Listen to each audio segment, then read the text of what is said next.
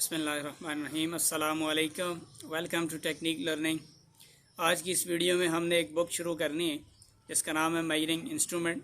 Second year की book है, यही इलेक्ट्रिकल सेकंड ईयर में पढ़ाई जाती है, जिसका कोड है ET 223। तो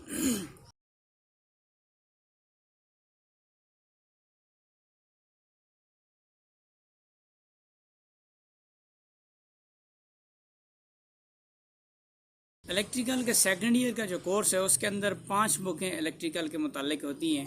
DC machine, utilization, basic electronics, measuring instrument और इंस्टॉलेशन प्लानिंग एंड एस्टिमेटिंग।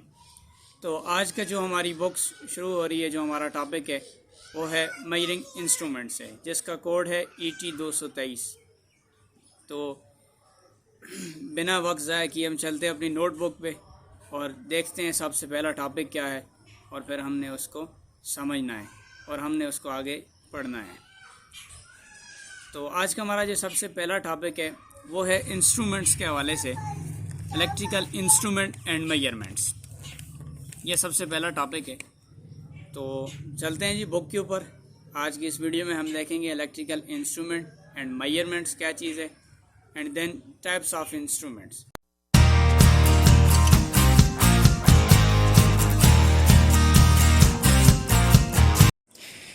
बिस्मिल्लाहिर्रहमानिर्रहीम।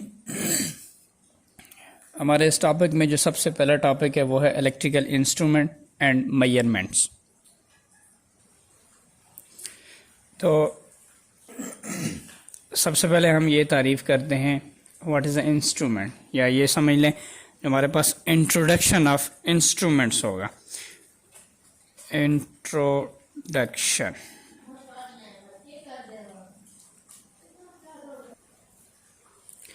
इसकी तारीफ़ हम यूँ करेंगे कि किसी इंस्ट्रूमेंट की तारीफ़ हम इस तरह से कर सकते हैं कि एक ऐसा आला होता है जो किसी क्वांटिटी या वेरिएबल की मिकदार को मालूम करने के लिए इस्तेमाल किया जाता है।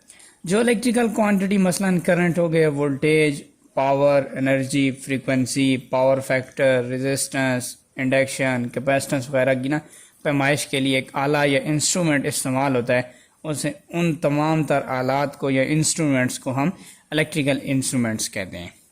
ठीक है जी। दूसरी चीज़ ये है कि इलेक्ट्रिकल इंस्ट्रूमेंट्स जो हैं वो, उनसे मुराद ये है कि जो बिजली से चलने वाले पैमाइशी आलात हैं ना, मिसाल के तौर पे इलेक्ट्रिक करंट, वोल्टेज, और यही इसी तरह से power, energy, frequency, power factors, यानी जो भी स्पेशल जो मिकदारें हमारे पास इसमें बयान होती हैं वो है करंट या वोल्टेज, या कोई भी ऐसा वेरिएबल मिकदार जिसका मुवाजना किसी तस्लीम शुदा या मायार के साथ, यानी हमारे पास एक मायार बनाया जाता है कि एक वो हमारे पास इंस्ट्रूमेंट मौजूद है जिसको हम कहते हैं इसकी रीडिंग हमारे पास फिक्स है जी।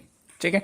तो उसी फिक्स वाले के साथ हम दूसरा जो हमारा इंस्ट्रूमेंट होता है उसकी कैलिब्रेशन की जाती है और उसी के हिसाब से फिर इससे भी आउटपुट ली जाती है, और ये उस मायारी इंस्ट्रूमेंट के साथ जो हमारा दूसरा इंस्ट्रूमेंट कैलिब्रेट हो रहा होता है, ये अपना उसके मायार के साथ अपना रिजल्ट हिसाबी अंदाज से ना हमें ज़ाहिर करता है जी। तो हम यही कह सकते हैं कि एक ऐसा आला जो हमारे करंट, वोल्टेज, रेजिस्टेंस और पावर, फ्रीक्वेंसी, इन तमाम तर चीज़ों के लिए ना जो हमारे इंस्ट्रूमेंट्स इस्तेमाल होते हैं उन्हें हम कहते हैं जी इलेक्ट्रिकल इंस्ट्रूमेंट।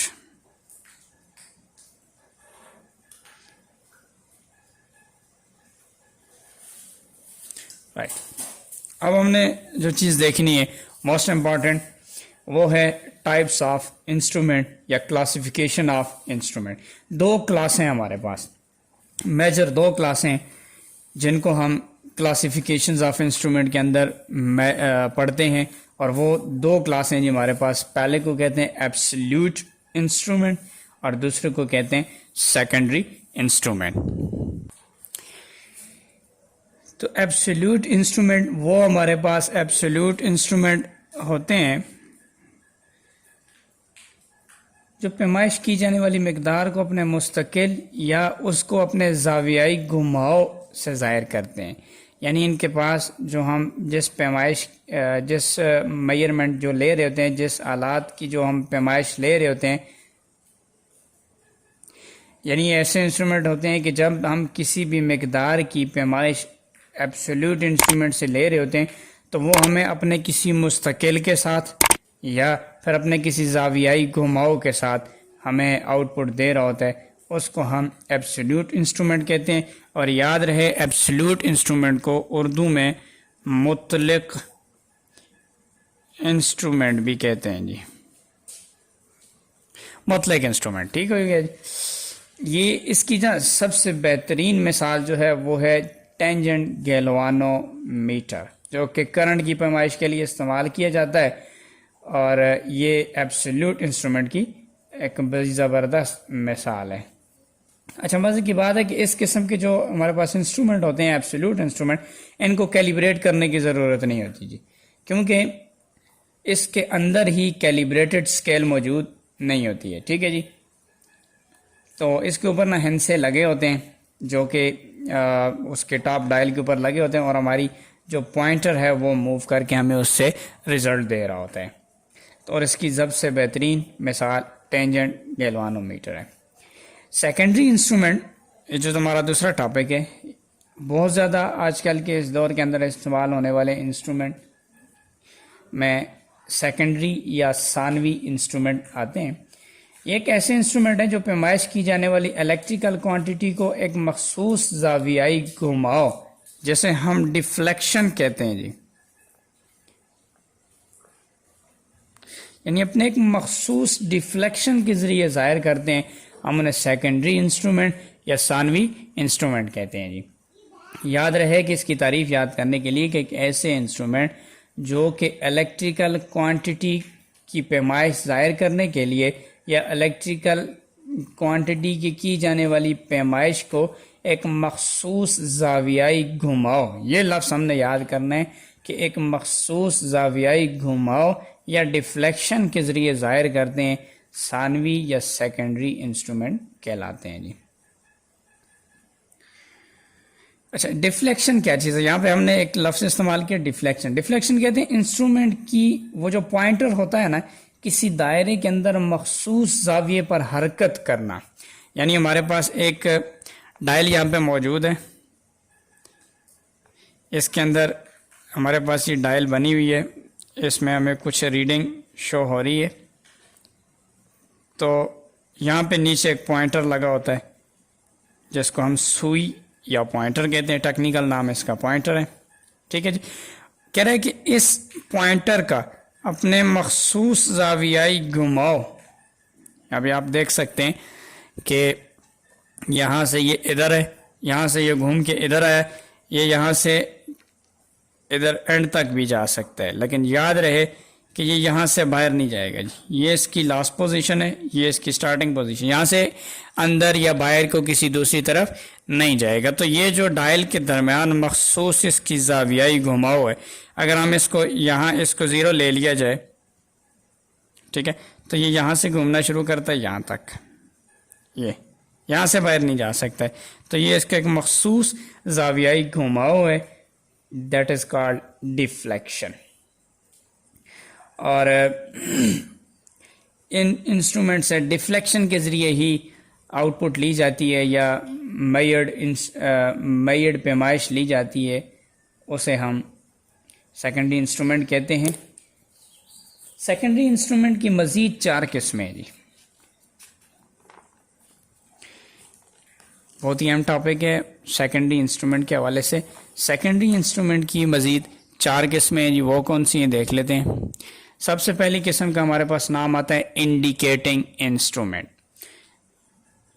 दूसरी है रिकॉर्डिंग इंस्ट्रूमेंट, तीसरी है इंटीग्रेटिंग इंस्ट्रूमेंट, और चौथी है डिस्प्लेइंग इंस्ट्रूमेंट। ये जी हमारे पास 4 किस्में हैं सेकेंडरी इंस्ट्रूमेंट की जी। ठीक है जी, ये किस्में हैं किसकी? सेकेंडरी इंस्ट्रूमेंट की। हमारे पास जो सबसे पहला इंस्ट्रूमेंट आता है उसे हम कहते हैं इंडिकेटिंग इंस्ट्रूमेंट।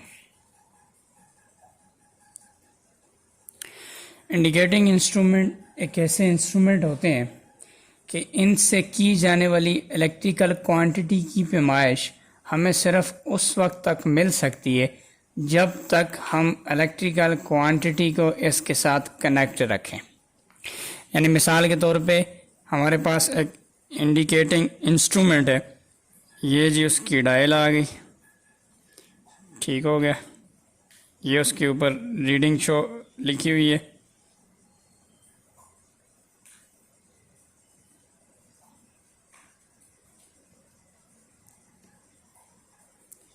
यहाँ पे पॉइंटर आ गया,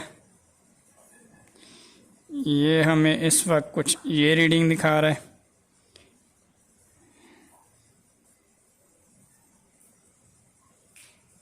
ये एन और एस पोल हैं इसके, ठीक है जी। ये बीच में एक कॉइल होती है, राइट हो गया। अच्छा, अब ये कहना चाह रहा है कि इंडिकेटिंग इंस्ट्रूमेंट के अंदर जब हम यहाँ पर कोई इलेक्ट्रिकल क्वांटिटी देंगे, ये जो हमारी पॉइंटर लीडें हैं, पैमाइश वाली लीडें हैं, इनके साथ हम मिसाल के तौर पे यहाँ पे 220 वोल्ट देते हैं जी, ठीक हो गया। तो ये कह रहा है कि ये पॉइंटर हमारा उस वक्त तक हमें आउटपुट दे सकता है जब तक हम इसके साथ इन 220 वोल्ट को लगाए रखेंगे। ये जो हमारी यहाँ से दो तारें आ रही हैं 220 वोल्ट वाली, अगर ये इन दो के साथ कनेक्ट रहेंगी तो ये पॉइंटर हमारा हमें वैल्यू दिखाता रहेगा। और इन केस जब हमने क्वांटिटी मालूम कर ली, हमें पता चल गया कि ये 220 वोल्ट थे, ठीक है जी, हमने इन दो तारों को इससे इलादा कर दिया।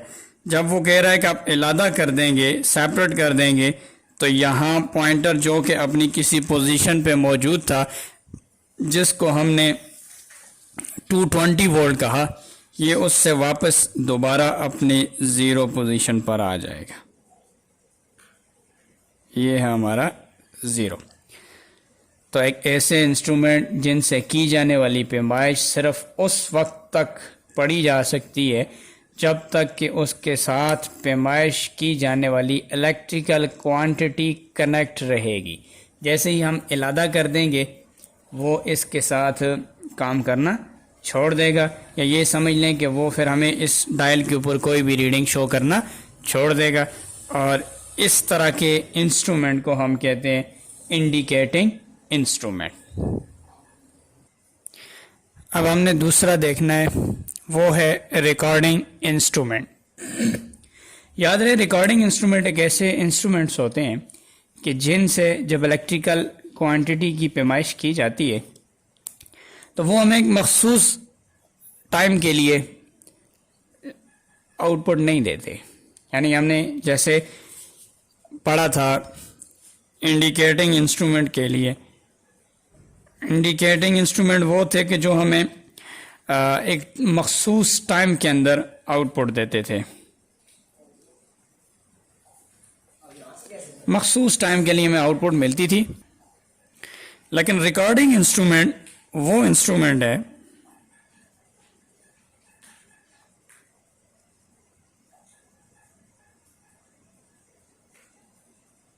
तो रिकॉर्डिंग इंस्ट्रूमेंट वो इंस्ट्रूमेंट हैं जिनसे जब इलेक्ट्रिकल क्वांटिटी की पैमाइश की जाती है तो बजाय इसके कि इनका पॉइंटर अपनी मौजूदा सूरत हाल को बताने के बाद दोबारा ज़ीरो पे आ जाए, इनके अंदर पॉइंटर नहीं होता है जी, ठीक है जी। ये हमें बाकायदा टाइम के लिहाज से, ठीक है जी, टाइम को इस्तेमाल करते हुए एक ग्राफ पेपर के ऊपर हमें आउटपुट देते हैं, और वही ग्राफ पेपर हम एक साल बाद भी पढ़ना चाहें तो हमें इस इंस्ट्रूमेंट से इस टाइम पर जो इलेक्ट्रिकल क्वांटिटी हमने मालूम की थी उसकी पैमाइश हम पढ़ सकते हैं। तो इंडिकेटिंग और रिकॉर्डिंग इंस्ट्रूमेंट के दरमियान ये फ़र्क भी है कि वो एक मखसूस टाइम के अंदर हमें आउटपुट देता है, उसके बाद ख़त्म। और रिकॉर्डिंग इंस्ट्रूमेंट लाइफ टाइम हमें जो है ना एक पेपर के ऊपर बना के दे देता है आउटपुट, या ग्राफ पेपर की सूरत में एक मखसूस टाइम के साथ हमें आउटपुट दे देता है जी। और ऐसे इंस्ट्रूमेंट की जो आउटपुट होती है वो रेगुलर होती है या मुसलसल हमें जो है ना रिकॉर्ड की सूरत में फ्राहम हो चुकी होती है, इसलिए हम इस इंस्ट्रूमेंट की आउटपुट को किसी दूसरी जगह ले जाकर भी पढ़ सकते हैं जी, बिना इंस्ट्रूमेंट के, जो हमें रिपोर्ट मिल चुकी है। और ये इंस्ट्रूमेंट की जो सबसे आम मिसाल है, यानी अगर हमें ये समझना हो कि रिकॉर्डिंग इंस्ट्रूमेंट किधर हैं, तो मेडिकल के अंदर इस्तेमाल होती है ईसीजी मशीन। ठीक है जी, तो ईसीजी मशीन रिकॉर्डिंग इंस्ट्रूमेंट की बेहतरीन मिसाल है। उसके बाद अगली चीज है इंटीग्रेटिंग इंस्ट्रूमेंट।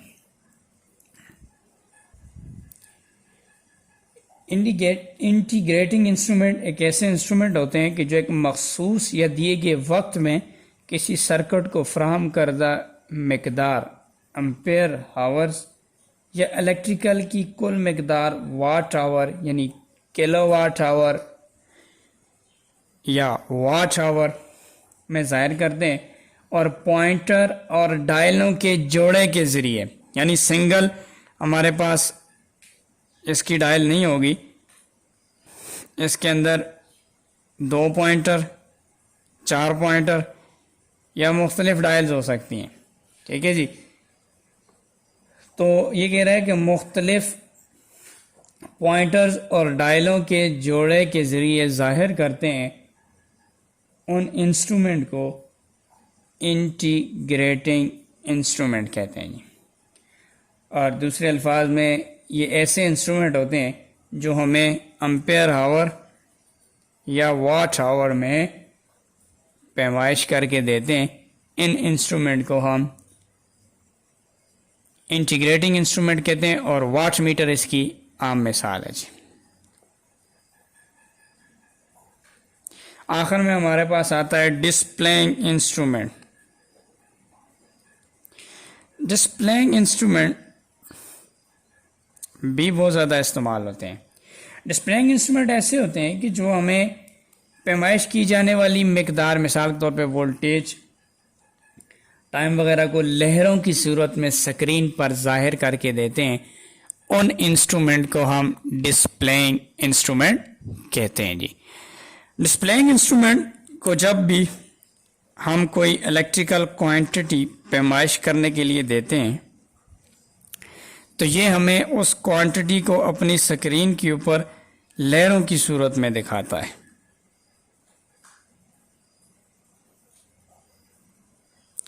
यानी जब हमने इसके साथ कोई इलेक्ट्रिकल क्वांटिटी कनेक्ट कर दी है तो ये हमें उस पर अपनी स्क्रीन पर लहरों की सूरत में आउटपुट दिखाएगा जी।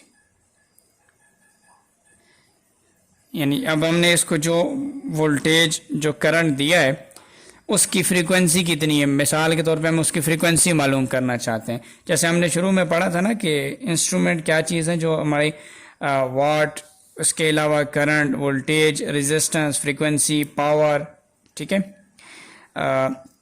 इन तमाम तर चीज़ों की पैमाइश करता है, उसे हम इंस्ट्रूमेंट कहते हैं। चूँकि इलेक्ट्रिकल क्वांटिटीज़ हैं ये सारी, तो उसे इलेक्ट्रिकल इंस्ट्रूमेंट हम कहते हैं। तो ये जो इंस्ट्रूमेंट की किस्म है, चौथी किस्म है, इसे कहते हैं डिस्प्लेइंग इंस्ट्रूमेंट। तो ये अपनी आउटपुट हमें स्क्रीन के ऊपर लहरों की सूरत में शो करता है। बाकी इंस्ट्रूमेंट से इसकी ये फ़र्क है इसका। और इसकी आम मिसाल है CRO, cathode ray oscilloscope. Cathode ray oscilloscope, ठीक हो गया जी। तो CRO इसकी आम मिसाल है। ये था हमारे पास what is a instrument and the types of instrument. दो मेजर टाइप्स थी हमने पढ़ी है यहाँ पे, एब्सोल्यूट इंस्ट्रूमेंट, सेकेंडरी इंस्ट्रूमेंट। फिर हमने एब्सोल्यूट इंस्ट्रूमेंट के हवाले से पढ़ा, फिर सेकेंडरी इंस्ट्रूमेंट के हवाले से पढ़ा। सेकेंडरी इंस्ट्रूमेंट की मज़ीद 4 किस्में, indicating instrument, recording instrument, integrating instrument and displaying instrument. Further हमने फिर इनको भी देखा, ठीक है, जिसमें हमने सबसे पहले जो इंस्ट्रूमेंट देखा था वो था इंडिकेटिंग इंस्ट्रूमेंट। इंडिकेटिंग इंस्ट्रूमेंट की डिफ्लेक्शंस और उसके काम करने का पूरा तरीका हमने देखा है। उसके बाद हमने फिर जो दूसरा इंस्ट्रूमेंट देखा था वो था जी रिकॉर्डिंग इंस्ट्रूमेंट। रिकॉर्डिंग इंस्ट्रूमेंट क्या करता है, ग्राफ पेपर की सूरत में हमें आउटपुट देता है जी, हमने ये पढ़ा था, ठीक है। ग्राफ पेपर की सूरत में हमें आउटपुट देता है और ईसीजी इसकी आम मिसाल है। उसके बाद जो हमने तीसरी चीज़ पढ़ी थी रिकॉर्डिंग इंस्ट्रूमेंट के बाद, वो थी इंटीग्रेटिंग इंस्ट्रूमेंट, जो कि हमारे वाट मीटर वाला ताल्लुक है। उसमें watt hour, kilowatt hour, ampere hour की पैमाइश हमें मुख्तलिफ पॉइंटर्स और डायल्स के जोड़ों की मदद से हमें देता है, तो उसे हम इंटीग्रेटिंग इंस्ट्रूमेंट कहते हैं। और इसकी जो मिसाल है वो है एनर्जी मीटर।